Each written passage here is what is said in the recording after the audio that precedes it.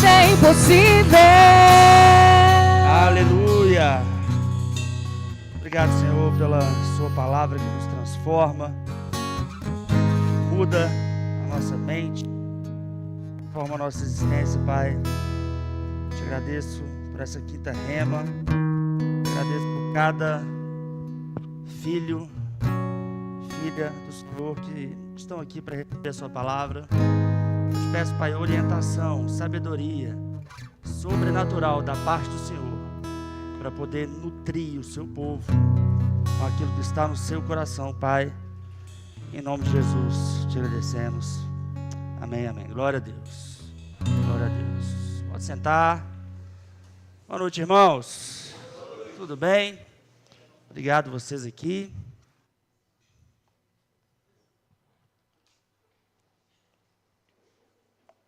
Essa é a nossa quinta rema. Durante o mês de janeiro nós vamos fazer algumas pílulas de aulas do rema. Na semana passada, Tantara ministrou sobre vida de louvor. Essas aulas também estão gravadas, gente, no nosso canal do YouTube. Então, se você perdeu a de quinta, você tem a oportunidade de assistir ela de novo. Se você está aqui e quiser assistir essa de novo, você vai ter a oportunidade também de assistir ela novamente. Quiser enviar para alguém, também está lá. E hoje o assunto que eu quero ensinar é justamente esse que Paulo começou a ensinar, quase que eu deixo ela continuar. Acho que estava indo, não estava? Estava fluindo. Estava fluindo. É a matéria submissão e autoridade. Amém? Que é uma das matérias que eu acho que, pelo nome, mais assusta o aluno na hora que ele vai assistir. Porque parece, e pelo menos para mim era assim, não sei para você, mas para mim parece um dos preços a pagar por estar no ministério, ou por estar submisso ao Senhor. É como se, em um pensamento inicial, é como se, tudo bem, Deus enviou seu filho para morrer por mim, e aí, já que ele morreu, eu preciso obedecer, eu preciso fazer o que ele está mandando, porque senão, ele falou que aquele que me ama é aquele que me obedece. Como Paulo falou, a gente tem pela religiosidade, a gente tem o costume de obedecer apenas pelo medo e não pelo entendimento. Talvez também pela nossa história religiosa. A gente tem, através da história da igreja, inclusive história da igreja é uma outra matéria do rema. Através da história da igreja, houve a igreja ganhou muito poder, e homens sem o caráter tratado, em posições de poder, eles não se tornam autoridade, eles se tornam autoritários. Amém, gente? Um homem sem o caráter tratado, um homem sem o amor de Cristo forjado nele, ele não se torna uma autoridade servidora ao povo. Ele se torna uma autoridade conforme o mundo ensinou. Você vai aprender nessa matéria algumas definições sobre a autoridade bíblica, algumas definições também sobre a submissão bíblica, e você vai entender essa diferença. Autoridade é uma coisa, autoritarismo é outra. Amém?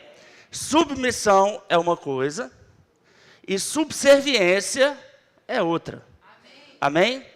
Você vai aprender também que é possível você ser submisso e desobedecer, sem deixar de ser submisso. Amém? Talvez esses conceitos não possam não estar tão claros, mas se você conhece a Escritura, eu não vou falar sobre isso nessa noite. A gente vê isso acontecendo em algumas circunstâncias na Escritura. O apóstolo Pedro, quando ele começa a pregar em Jerusalém, as autoridades judaicas dentro do povo o proíbem de pregar a palavra. E ele, embora respeitasse as autoridades judaicas e as reconhecesse, ele não as obedeceu. Por quê? Porque elas estavam mandando ele fazer algo contra algo maior, que era uma instrução do próprio Jesus Cristo, para que ele obedecesse. Amém? Então veja, a gente tem, antes de tudo, uma autoridade superior. Amém? Nós estamos submissos a uma autoridade superior, nosso Deus, nosso Pai, através do mediador perfeito, Jesus Cristo, o justo. Amém, gente? Amém. E existe uma cadeia de autoridade em que nós obedecemos todas as instruções que vêm diretamente de Deus, através de todas as autoridades por Ele estabelecidas. E a submissão, ela precisa ser, para o crente, um valor ensinado e praticado. Mas antes de eu te ensinar a submissão, talvez nem vai dar tempo de eu falar nessa noite. Por isso que você vai ter que aprender isso no Remo mesmo, porque o Remo vai ser 7 dias disso, de aula. Ou seja, nessa noite eu vou te ensinar o tempo de uma aula de submissão à autoridade. Uma das 14. Então, é um assunto bem extenso e esse ano você vai poder aprender isso melhor. Mas vamos começar em Mateus capítulo 11, no versículo 28. Esse texto é bem famoso, mas antes, enquanto você abre lá, embora tem ninguém com Bíblia de papel mais, né? Mas já chegaram, né? Mateus 11, 28. Antes que você leia, eu quero te contextualizar. Em Mateus capítulo 11, a gente tem Jesus conversando com os discípulos e, de certa forma, em um momento ele declara um juízo sobre algumas cidades que não haviam crido. Ele fala antes, no versículo 11, a partir do versículo 11, sobre os fariseus que não receberam João Batista, porque ele era esquisito, ele usava roupa de camelo, né? De quê? De camelo, né? Eu entendi falando pé de galinha. Eu falei, roupa de camelo. Comia gafanhoto e mel de tâmara. E aí ele fala, João jejuava e não bebia vinho. E vocês diziam que ele tem demônio. E aí veio o Filho do Homem, ele mesmo, que come e bebe, e vocês dizem, aí está um glutão, bebedor de vinho, amigo de pecadores e publicanos. Então ele estava dizendo justamente algo que Paulo falou aqui no nosso momento de dízimos e ofertas. A religiosidade te deixa cego, sem saber como você vai agradar a Deus, sem saber como você realmente vai se submeter a Ele. Entenda que é nesse contexto que Jesus vai falar o que ele fala aqui no versículo 28. Ele diz, venham a mim, todos que estão cansados e sobrecarregados, e eu lhes darei descanso. Tomem sobre vocês o meu jugo e aprendam de mim. Aprendam de quem? Jesus. Pois sou manso e humilde de coração. E vocês encontrarão descanso para as suas almas. Pois o meu jugo é suave e o meu fardo é leve. Amém? Então o que ele fala? Gente, vem até mim. Por quê? Se você está cansado e sobrecarregado. Cansado e sobrecarregado de quê? Trabalhou o dia inteiro na vinha? Quebrou pedra o dia inteiro? Não é sobre um cansaço físico que Jesus está falando. Jesus está falando sobre um cansaço ligado ao contexto do ensino dele. O cansaço que todo homem tem quando ele tenta buscar a Deus, tenta agradar a Deus. E ele tem uma dificuldade humana natural para que ele consiga chegar até o Senhor. Na verdade, a religião estabelecida no judaísmo fazia isso, era muito difícil. E naquela época estava num ápice de corrupção no templo. Você vai lembrar aquele episódio em que Jesus chega e começa a dar chicotada nos cambistas do templo. Não era um problema que Jesus tinha com a vendinha que tinha lá, não era isso. O que acontecia é que no templo judaico, nessa época, dominado por homens corruptos. E foram esses homens corruptos que tramaram contra a vida de Jesus. Homens que já não estavam mais adorando a Deus, estavam criando uma dificuldade para que o povo chegasse até Deus. Jesus vai falar isso naquele texto de Mateus 23. Ele fala que os fariseus e saduceus, os fariseus e os escribas, eles atavam fardos no ombro do povo que nem eles moviam um dedo para poder carregar. Essa dificuldade, essa sobrecarga. O homem levava um sacrifício para o templo e o sacerdote avaliava que aquele sacrifício não seria aceito por Deus. E ali ele vendia um novo animal para que ele fosse sacrificado no lugar. Imagina um homem que veio de uma cidade longe, a pé, trazendo o seu sacrifício, chega no sacrifício anual, entra com a ovelhinha dele, o pombo dele, que quer que seja que ele levou para sacrificar, segundo a lei de Moisés, e chegando lá, o pessoal do templo fala assim: o seu sacrifício não vale, busque outro. Não dava tempo de buscar, não tinha como buscar, mas eles tinham a solução, eles estavam ali para vender. Então a adoração a Deus era dificultada pelos homens, era cansado, era sobrecarga em tudo. Nada podia satisfazer aqueles líderes religiosos. Nós temos então um padrão que se repete. Em Colossenses, no capítulo 1, não precisa abrir lá não. A gente percebe que existem dois reinos, duas influências. O império das trevas e o reino do seu Filho amado, o reino da luz, o reino de Deus. Amém, gente? Amém. Duas influências. As duas influências podem estar numa posição de autoridade. A questão é, como reconhecer uma autoridade divina? E 2, como lidar com uma autoridade ímpia?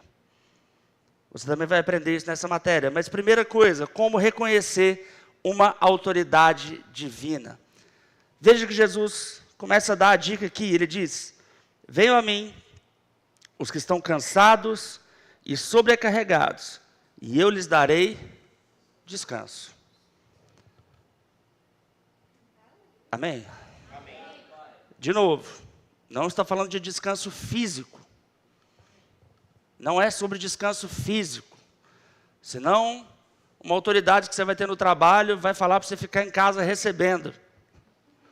Se ela for uma autoridade segundo Deus. Não é assim que funciona. Mas existe um descanso que a gente experimenta quando a gente está debaixo de uma autoridade divina. Que é um descanso para as nossas almas.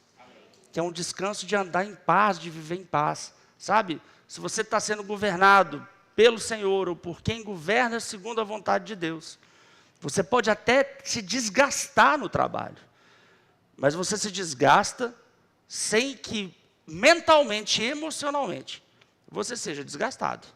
Amém? Se você está fazendo algo dentro da vontade do Senhor, se você está fazendo algo por uma direção divina, e Paulo fala aos Colossenses, capítulo 3, versículo 23, para tudo que nós fizermos, a gente fazer como se fosse para o Senhor e não para homens. Se você está debaixo dessa convicção, por mais que você trabalhe, por mais que você se gaste fisicamente, emocionalmente, mentalmente, você não vai ter uma sobrecarga. Amém, gente? A primeira coisa, cansaço e sobrecarga não vem do Senhor. Amém?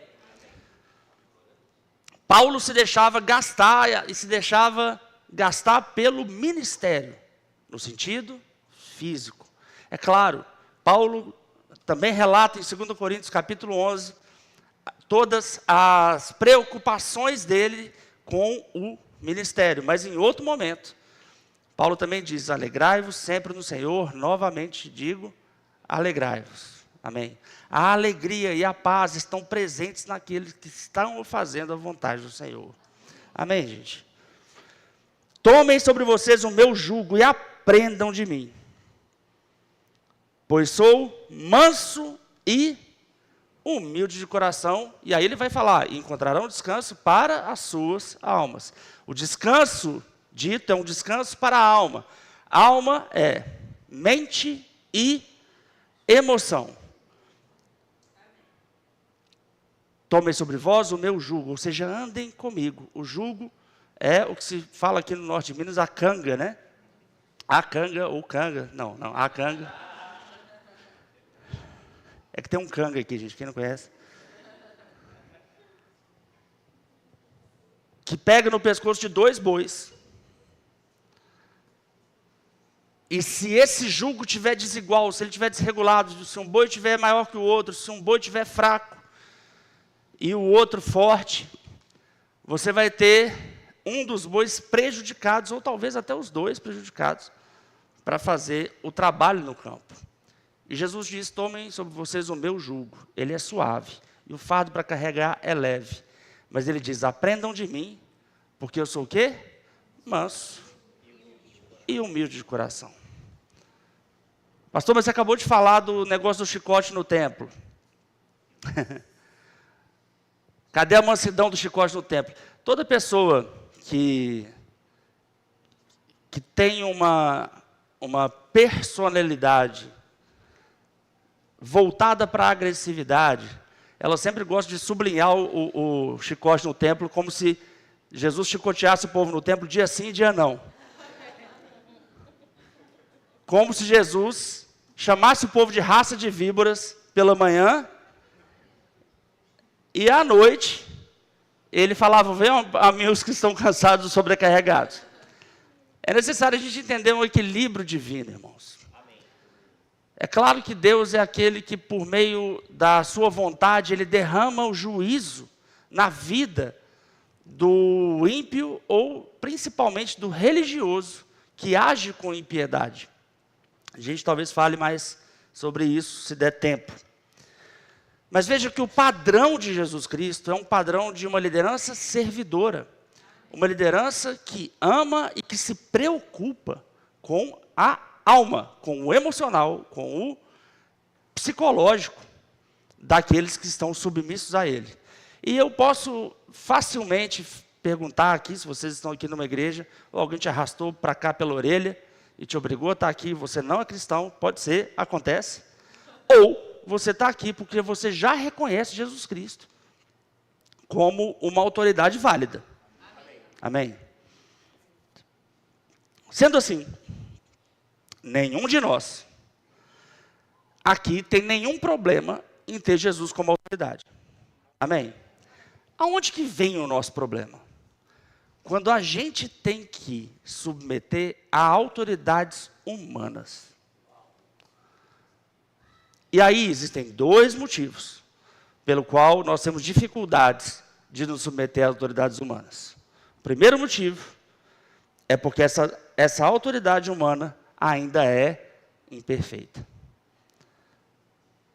E certamente, esse é um dos maiores motivos, a dificuldade, por causa da imperfeição entre o que está submisso e o que é a autoridade. É o primeiro e grande maior desafio. A dificuldade de opiniões. Submeter-se a uma autoridade que você não concorda com tudo que a autoridade faz. Por causa da nossa humanidade. O apóstolo Paulo vai dizer em 1 Coríntios capítulo 1, verso 10, vai lá comigo rapidinho. 1 Carta aos Coríntios capítulo 1, versículo 10. Vai dizer assim, irmãos, em nome de nosso Senhor Jesus Cristo, suplico a todos vocês que concordem uns com os outros no que falam, para que não haja divisões entre vocês, e sim que todos estejam unidos, num só pensamento e num só parecer. Amém? Como é possível isso acontecer numa comunidade de qualquer tamanho acima de uma pessoa? Todo mundo concordar. Não só no que fala, porque da boca para fora não adianta. Da boca para fora é exterior do copo e do prato. Concordar também no pensamento. Como que concorda no pensamento Jesus Cristo? Que tipo de pergunta é essa? Que tipo de súplica é essa? Paulo pode ficar suplicando isso aí, porque não tem como fazer. Agora, não tem como fazer do jeito que a gente aprendeu a ser egoísta. Não tem como fazer, porque cada um tem seu gosto pessoal. Talvez você chegou aqui, e se você chegou pela primeira vez, olhou, viu esse fundo aqui. Essa parede ela é preta, gente, não é porque a gente é hipster, não. Ou worshipeiro. A parede é preta porque ela dá um conforto visual melhor. Ela tem um fundo cênico melhor, funciona melhor para foto, funciona melhor para luz. Amém? Amém. Se eu fizesse uma pesquisa aqui, sobre cor de parede, sobre intensidade de luz, sobre temperatura de ar-condicionado. Eu vou te dizer uma coisa. Dificilmente, eu estou falando de coisas extremamente simples. Dificilmente a gente teria uma concordância 100% geral. Amém? E se você já participou de alguma igreja que o povo vota tudo, você já percebeu algumas coisas nessas igrejas que votam tudo. Primeiro, as pessoas se odeiam. Porque começa a criar facção. A turma que sempre vota com essa turma, a turma que sempre vota com essa turma. E, na verdade, tem um monte de gente que não tem opinião nenhuma. E que acaba votando com um líder que ele gosta mais, ou alguém que nem é líder, mas porque ele é um líder natural, ele acaba se sobressaindo de alguma maneira. Aleluia. Eu sei que não acontece muito, mas eu imagino que possa acontecer algo nesse sentido. Como concorda, irmãos? Como concorda? Eu vou te dizer como concorda. Através da submissão. Através de reconhecer cada um, em cada ofício, em cada coisa que está fazendo. E através desse reconhecimento, e dessa submissão a Deus, que provém de onde? Da mansidão e da humildade. Por que existem tantas brigas, tantas guerras, tantas confusões nessas igrejas? Porque eu quero que a minha vontade prevaleça. Não é assim? A minha vontade tem que prevalecer, e se não prevalecer, eu vou ficar de birra. E vou fazer de qualquer jeito. Eu vou até fazer, mas por dentro eu estou parado. Essa pessoa está submissa? Não, ela pode estar até obedecendo. Mas ela não está submissa, porque o pensamento dela não está de acordo. Um grande amigo meu, já falei isso aqui, Rosilon, já está com o Senhor. Ele falava algo acerca do apóstolo do nosso ministério. Ele dizia que quando Guto falava algo que ele não concordava, e Guto explicava, ele não concordava. Guto falava assim, Rosilon, concorda comigo? Ele falou assim, não concordava não, mas agora eu já concordo.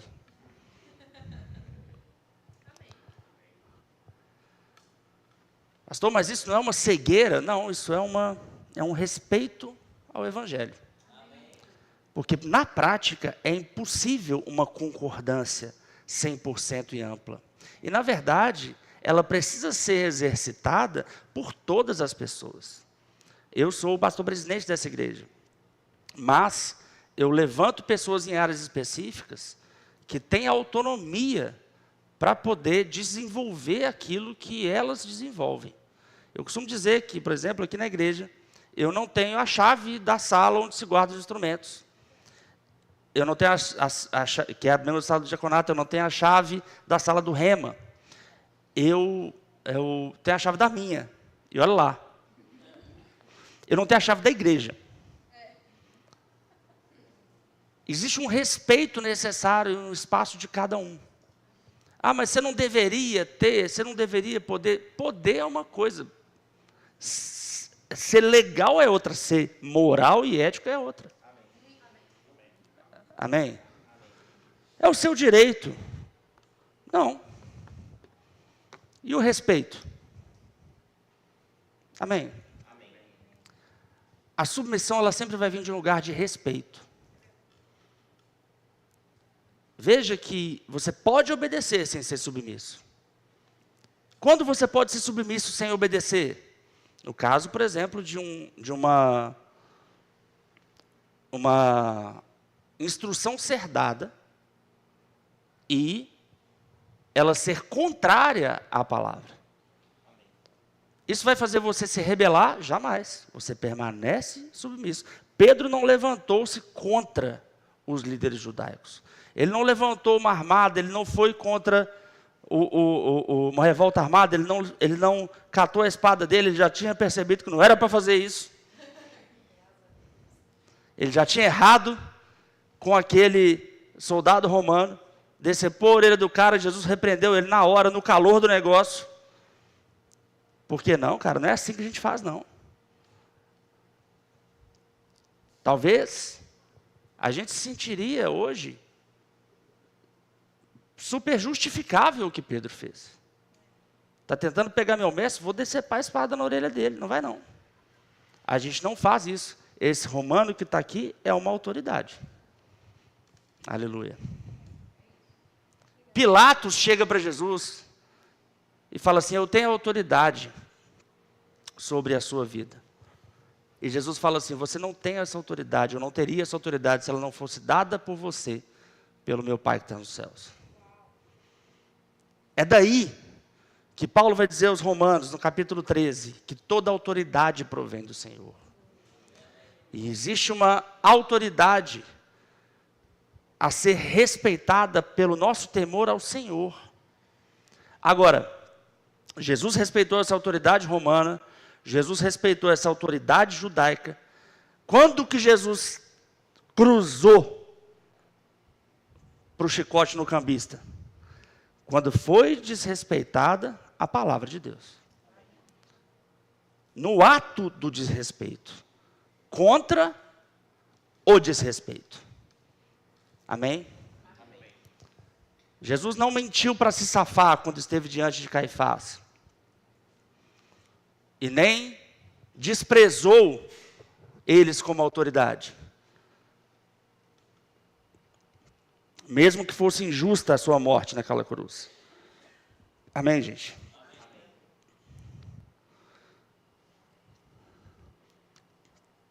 Olha Lucas, capítulo 22, um pouco antes disso acontecer.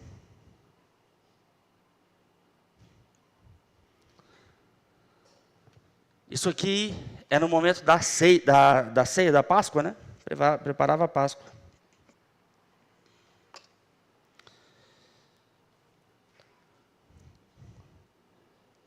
E aí, depois da ceia, versículo 21, ele diz: mas eis que a mão daquele que vai me trair está com a minha sobre a mesa.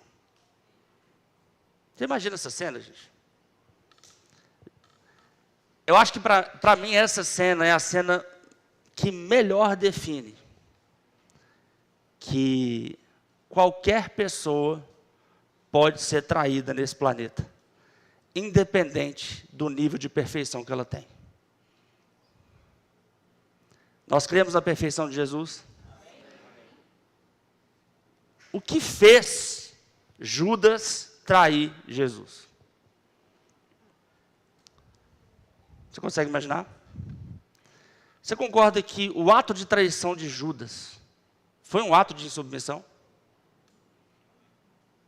Amém? Eu já ouvi teorias, obviamente, mundanas, né? Que o que Judas fez foi algo que Jesus mandou. Mas a palavra fala que Judas se perdeu, ele era um traidor. E Judas não precisava trair para Jesus morrer. E para Jesus pagar os nossos pecados. A traição foi um requinte simplesmente de crueldade diabólica contra o Filho do Homem. Mas de onde vem a inspiração para a traição? A inspiração para a traição, ela vem na satisfação de uma vontade pessoal. Judas não deixou nada escrito.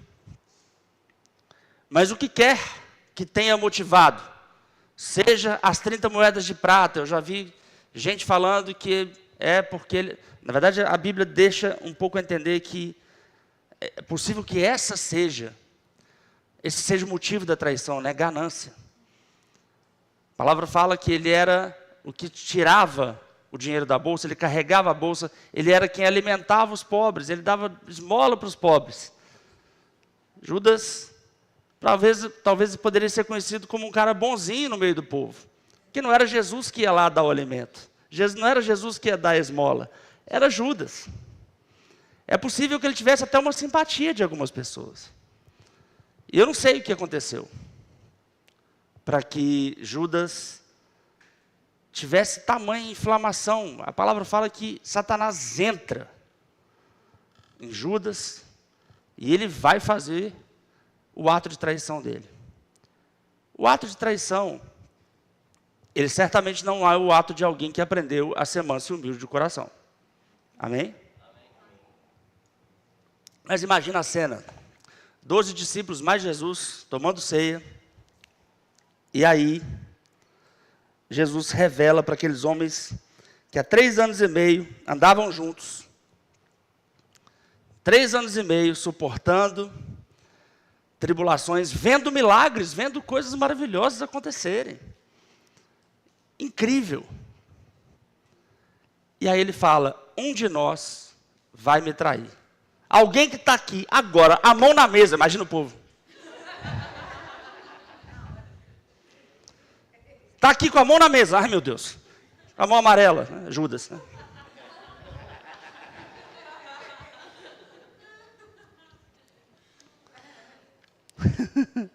Está com a minha sobre a mesa. O Filho do Homem vai, como foi determinado. Mas ai daquele que o trai. Meu Deus do céu. Gente, como que Judas não desiste agora, né? Ele já tinha combinado, mas ele não tinha pego o dinheiro ainda não. Dava para desistir. Dava tempo. Amém? Ai daquele que o trai.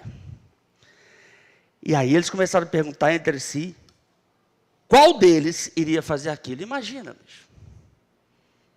Agora, olha que interessante. Surgiu também uma discussão entre eles, acerca de qual deles era considerado o maior. Essa parte não faz o menor sentido para mim. Imagina se eu viro aqui,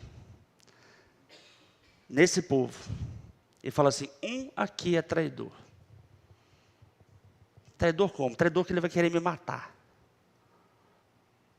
Você não ia ficar bolado olhando para o lado para ver quem que era, não? Você não ia ficar assustado, não? Luizão está ali, o tamanho do Luizão, eu ia ficar com medo do Luizão. Se for o Luizão, eu não consigo nem correr.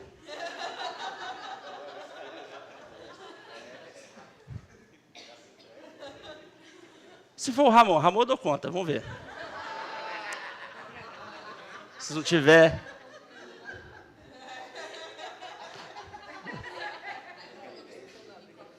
É verdade. Mas corre e pega igual cachorro correndo atrás do carro, né?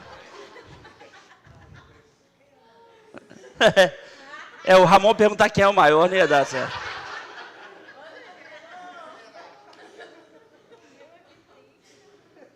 Mas fala sério, gente, imagina você olhar para o lado e pensar assim, tem um traidor no nosso meio. E aí no início é aquela coisa, quem é o traidor, quem é o traidor, quem é o traidor? E depois de pouco tempo de conversa, a conversa já muda para quem é o melhor de nós. Esqueceram completamente a gravidade do assunto.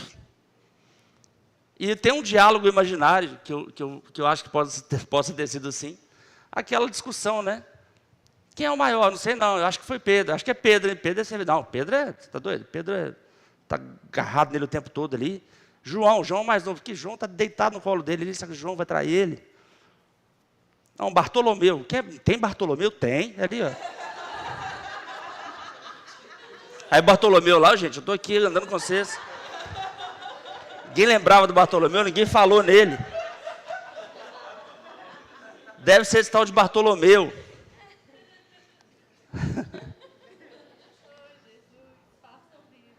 Não, e Tiago, Tiago é um cara muito bom. Não, mas João é melhor do que ele. Você pensou em João, não pensou em Tiago? Não, mas você pensou em Pedro. Pedro é o maior. Aí Pedro, não, que isso, gente, que isso. Assim, eu sou o mais velho, né? Então, eu também fui eu que acertei que ele era o Cristo, né? Eu fui o primeiro, né? E aí muda. Exceto talvez Bartolomeu, que estava lá no canto. E que sabia que não era ele nem o traidor e nem o maior.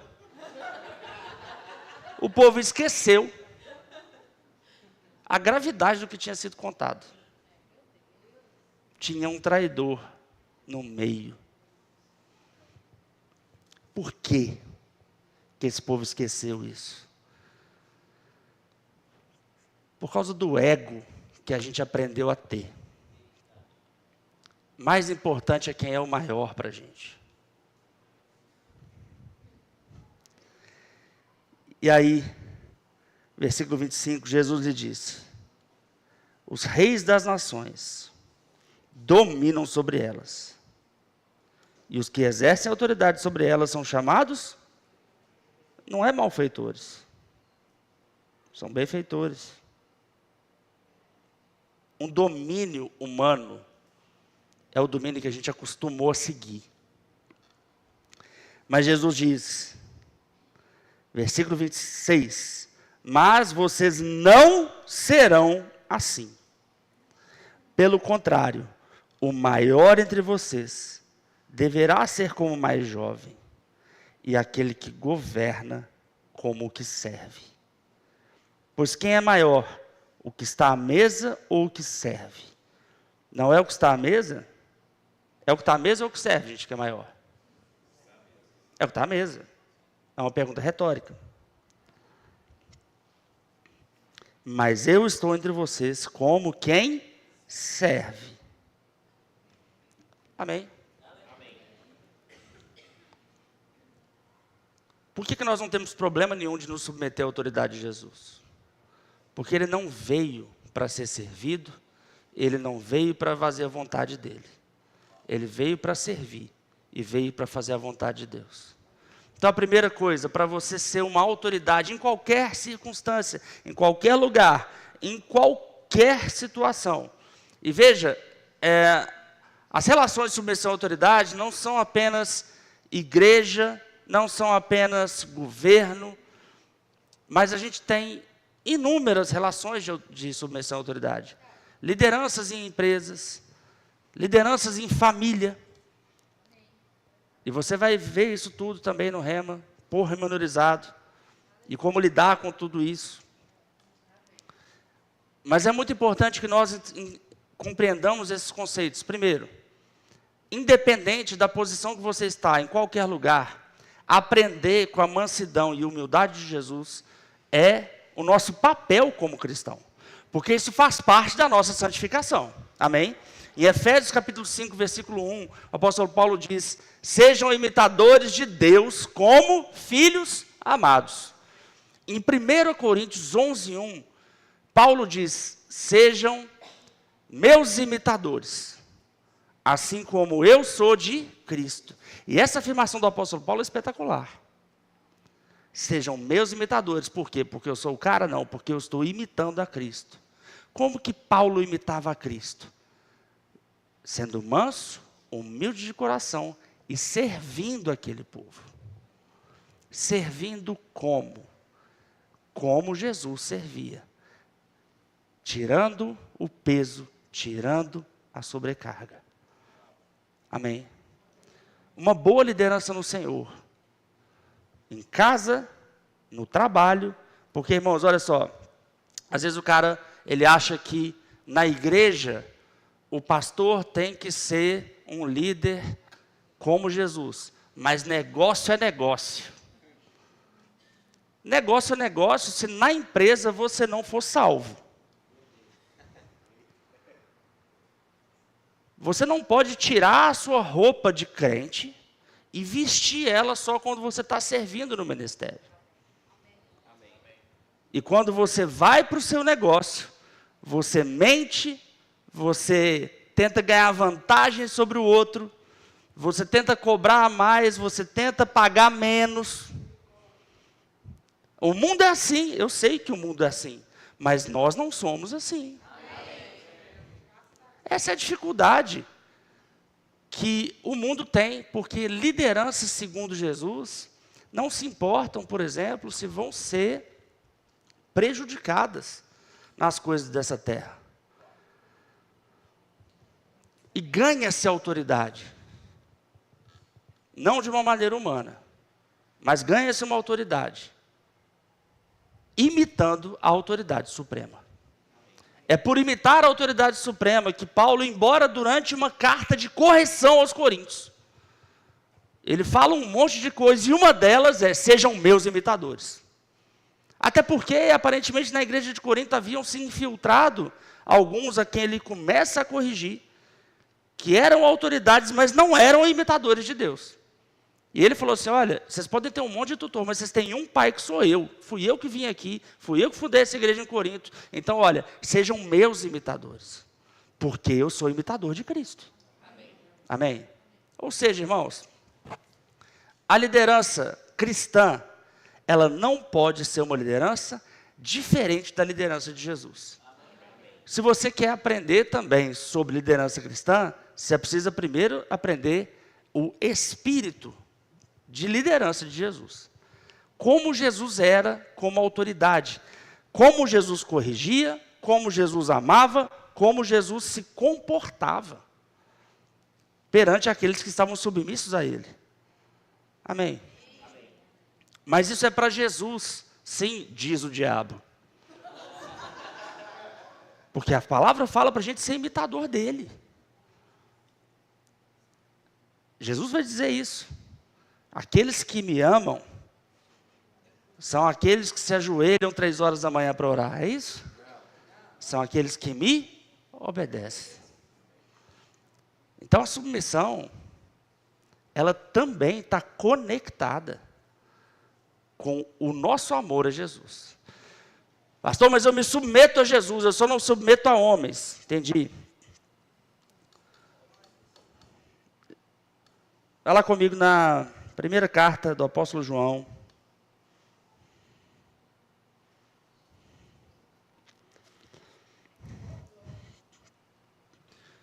Primeira carta de João. Não é o evangelho de João, é a primeira carta de João. No capítulo 4. No versículo 20. Não é isso? Se alguém afirmar: eu amo a Deus, mas o quê?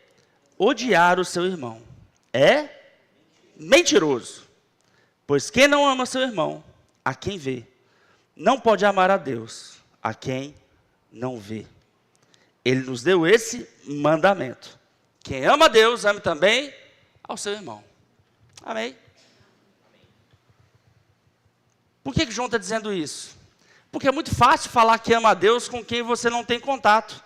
Quem não tem contato, eu oro todo dia. Mas aparentemente ele não está te ensinando nada, né? Porque a coisa que Jesus mais ensinou é amar o irmão. Amém? Amém?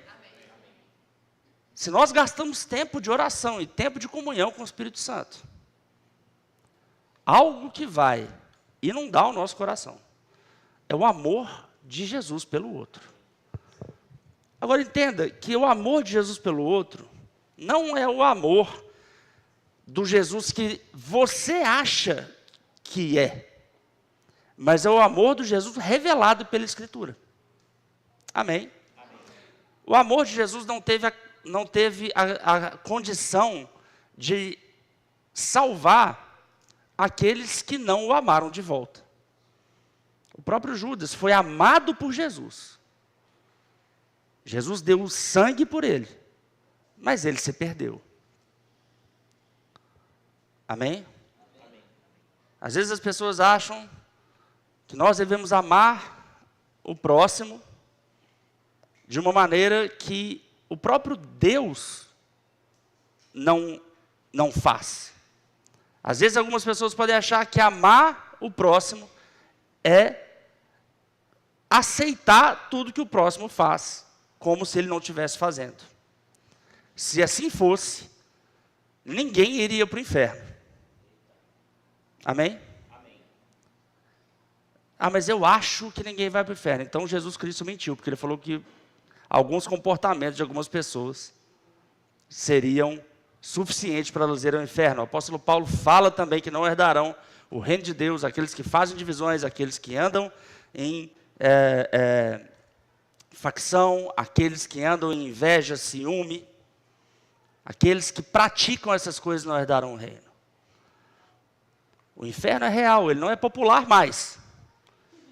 Falar sobre o inferno não é popular mais, mas ele continua sendo real, sendo popular ou não. Amém? Então, o nosso amor, ele vai no limite do amor que Jesus amou. Amém?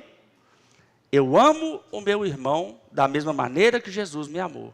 Como que Jesus me amou? Deu a vida dele por mim. Eu não amo o meu irmão também do jeito que eu me amo. Porque tem muita gente que não se ama muito. Isso que Jesus falou é muito interessante. Ama o próximo, ama a Deus sobre todas as coisas, e ao próximo como a ti mesmo, era como falavam. Mas agora eu dou um novo mandamento.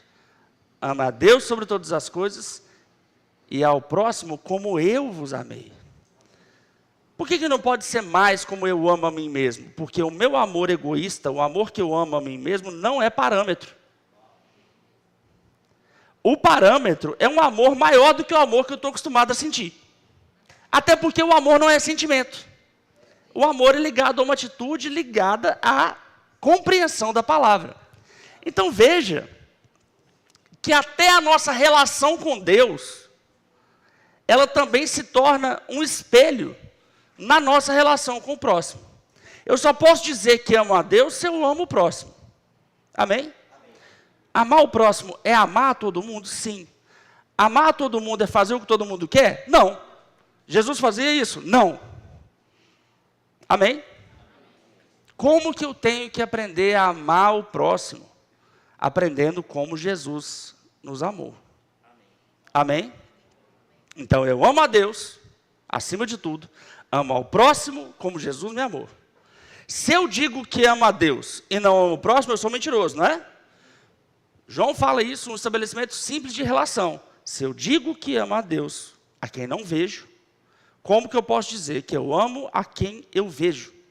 Que eu não amo a quem eu vejo? Essa história de dizer que eu não amo ninguém, só amo a Deus, é a conversa de um mentiroso. Amém? Amém. Da mesma maneira, a história de que eu me submeto a Deus, mas não me submeto a ninguém, é também a história de um mentiroso. Eu amo a Deus, mas não amo ninguém. Mentira. Eu me submeto a Deus, mas não me submeto a ninguém. Mentira também. Porque Deus, pela sua palavra, nos ensina a nos submeter a um monte de gente que a gente nem queria submeter. Amém? 1 Timóteo capítulo 1.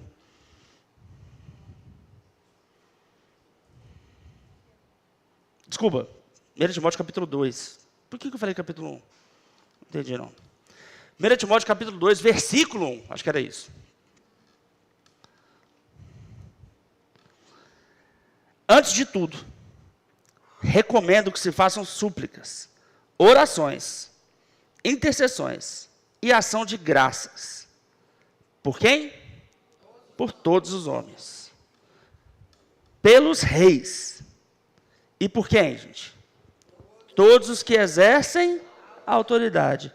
Todos que exercem autoridade, inclusive o Lula, inclusive,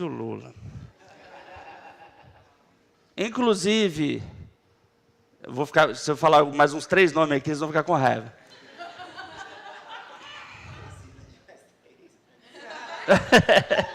Só um já deu, né?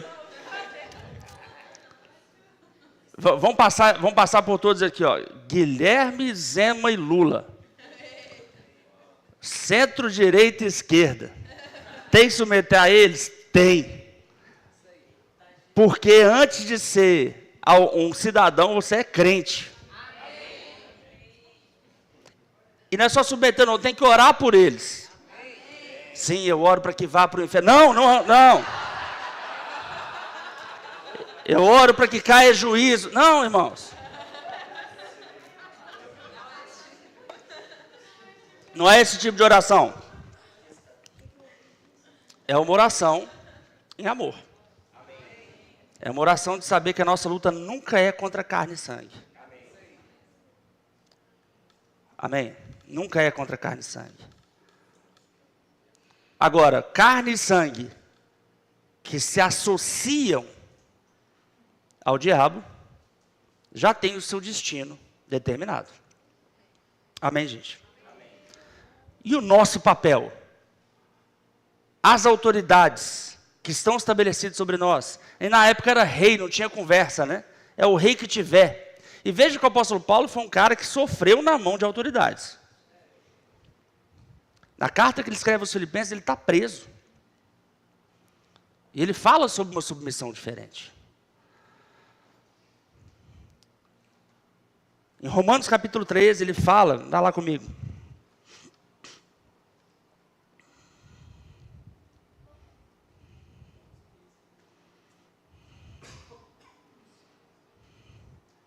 Romanos 13,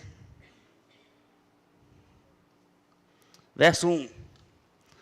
Todos devem sujeitar-se às autoridades governamentais, pois não há autoridade que não venha de Deus. As autoridades que existem foram por eles estabelecidas. Significa que foi Deus que botou o Lula no poder? E o Zema? Não, porque ele não tem título de eleitor no Brasil. Mas a ideia de autoridade e hierarquia foi estabelecida por Deus. E a ordem de autoridade e hierarquia precisa ser respeitada. E ele vai dizer, portanto, aquele que se rebela contra a autoridade está se colocando contra o que Deus instituiu. E aqueles que assim procedem, trazem condenação sobre si mesmos. Eu acho legal que o apóstolo Paulo está falando sobre governantes ímpios. E que ainda assim, a submissão é devida. Esse ano tem ano de eleição de novo, né? Pelo menos para governador e presidente. Você pode votar em quem você quiser, mas independente de quem ganhar, a submissão continua sendo devida. Amém? O voto, a escolha é sua, mas a submissão não. Amém? Submissão dentro de casa. Da mulher para o marido. Ela é opcional? A submissão não. A obediência é. Eu ouvi recentemente a história de um marido que estava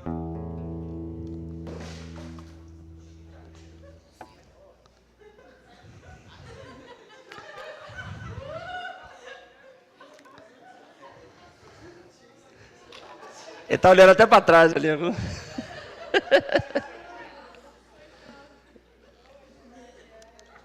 Ah, estagiário.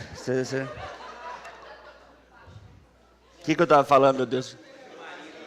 Marido. Vai lá em Efésios, rapidinho comigo. Efésios capítulo 5. Versículo 21.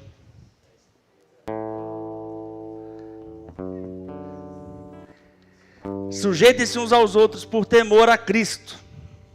Amém? Primeiro, uns aos outros. Por temor a Cristo. Por temor ao outro? Não, por temor a Cristo. Mulheres, sujeitem-se a seus maridos, como ao Senhor.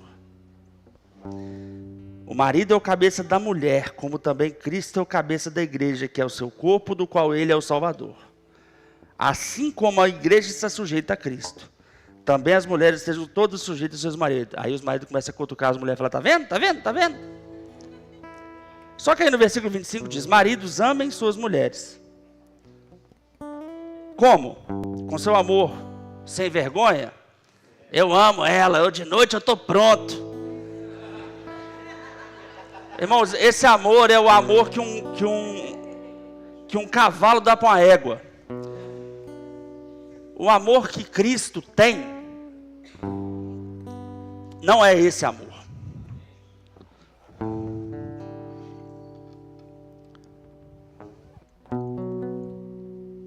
Assim como Cristo amou a igreja, versículo 25, e a si mesmo se entregou por ela, para quê? Santificá-la, tendo-a purificado pelo lavar da água mediante a palavra. Eu acho interessante que os maridos querem que as mulheres se submetam quando eles são completamente longe de Jesus Cristo. Maridos agressivos, maridos abusivos, qualquer coisinha grita, qualquer coisinha xinga. Ah, mas eu sou assim. Sim, isso é alguém que não é como Cristo. É uma autoridade ruim, diabólica. E pior ainda se botam a Bíblia debaixo do braço para tentar dizer: tem que se submeter porque é minha mulher. Mulher, você não tem que se submeter a homem agressivo. Não tem. Não precisa. Se tiver alguma mulher aqui que estiver passando qualquer coisa de abuso, agressão, verbal ou física, essa igreja não vai ficar passando a mão na cabeça de picareta. Nós vamos te acolher.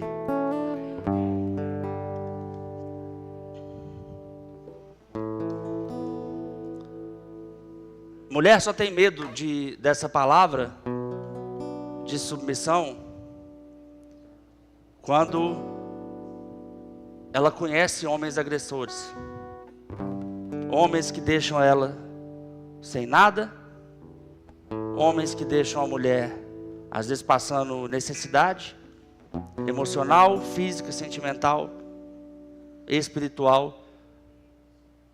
Então, irmãos, você não vai santificar a sua mulher na cama. Aliás, muitos homens acham que ser homem é justamente tirar a santidade da mulher. O cara está namorando, vamos lá, vamos lá, vamos lá. Isso não é ser homem, não. Isso é ser um animal. Tirar a santidade não é coisa de homem. O homem santifica a mulher. É por causa de homens, principalmente homens maus, que através da história da igreja se utilizaram da palavra para dizer: mas eu sou homem de Deus. É que as pessoas têm medo de submeter. Ninguém aqui tem medo de submeter a Jesus. Amém. Existe gente insubmissa a Jesus? Existe Judas.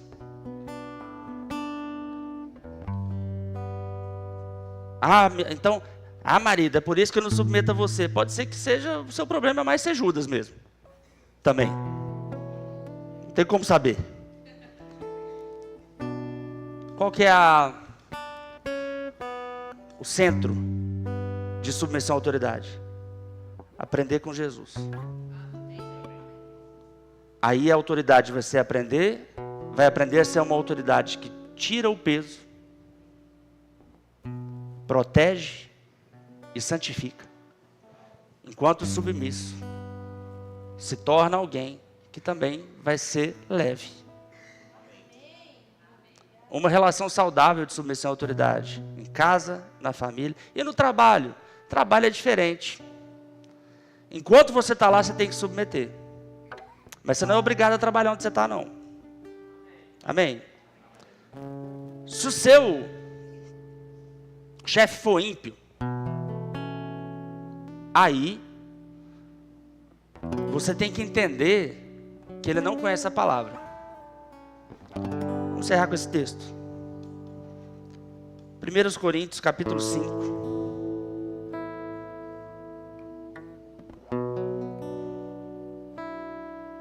Versículo 9.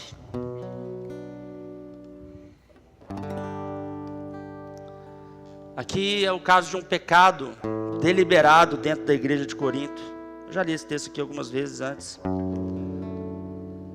Paulo diz: já lhes disse por carta que vocês não devem associar-se com pessoas imorais, Com isso não me refiro aos imorais desse mundo, nem aos avarentos, aos ladrões ou aos idólatras. Se assim fosse, vocês precisariam sair desse mundo. Deixa eu te perguntar uma coisa. Você está trabalhando para o imoral do mundo. É o que Paulo está dizendo. Ele não está falando para você... Você concorda que você trabalhar com alguém é uma forma de associação? Pronto. Se é um imoral do mundo, é normal, não tem como sair do mundo. Você precisa trabalhar, você precisa vender. Compra e venda é uma associação. Você vai... Enfim, eu moro, eu alugo. Esse imóvel é alugado de alguém que eu nem não sei se é crente. Eu acho que não, pode ser que seja, não sei. Não conheço, nunca vi. Só tratei com imobiliária. Mas tem uma associação, tem um contrato. Tá tudo bem. Pode fazer? Tranquilo, não tem o que fazer. Versículo 11. Ele diz: mas agora estou lhes escrevendo que não devem associar-se com qualquer que, dizendo-se irmão, seja imoral, avarento, idólatra, caluniador, alcoólatra ou ladrão.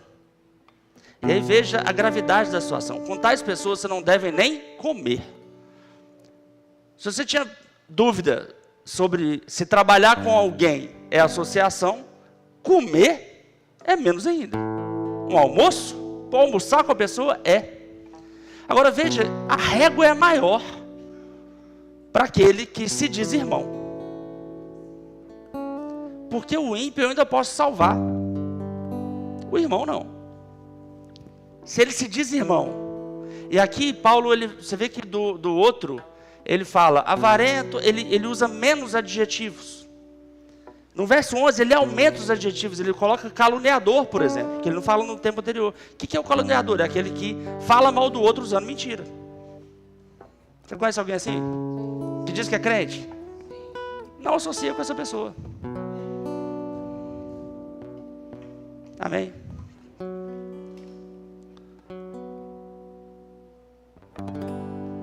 Ou seja, você não precisa se submeter a alguém que, dizendo-se crente, age dessa maneira.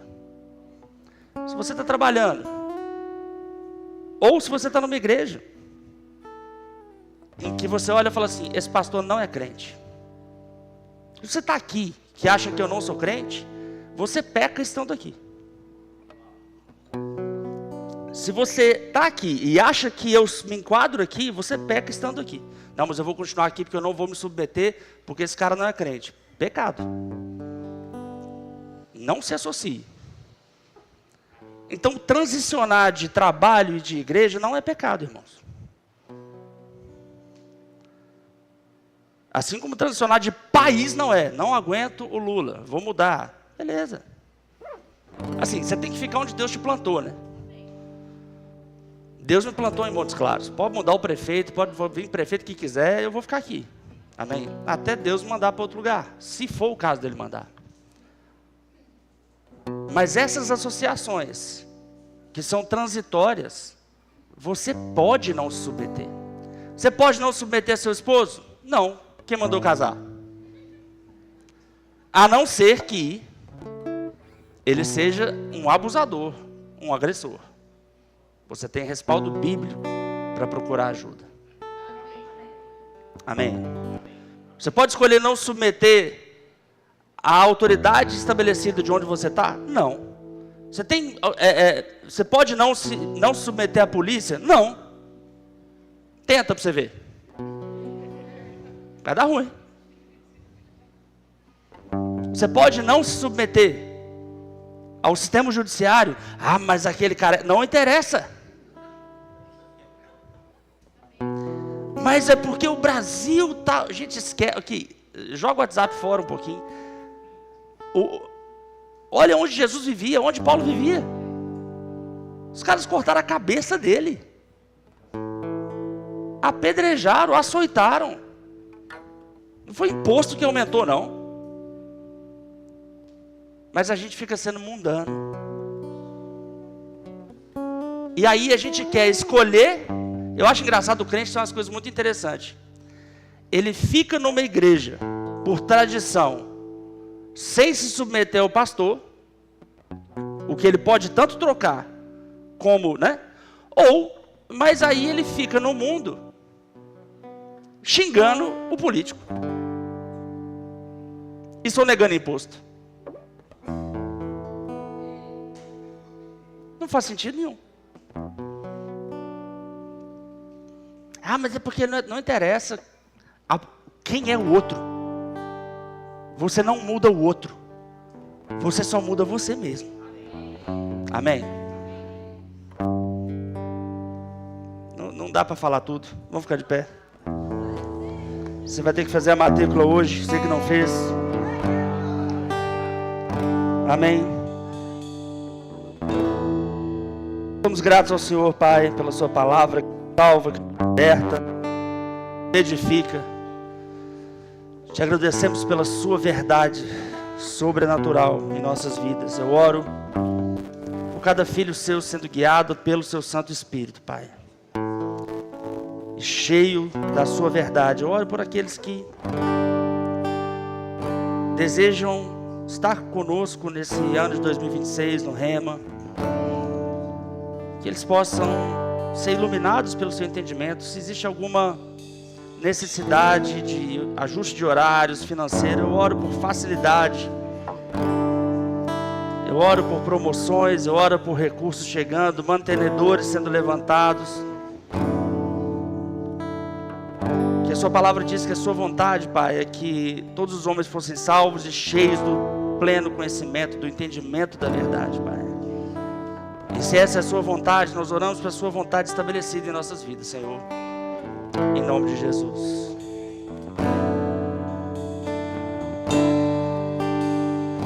Na minha vida só tenho o Senhor.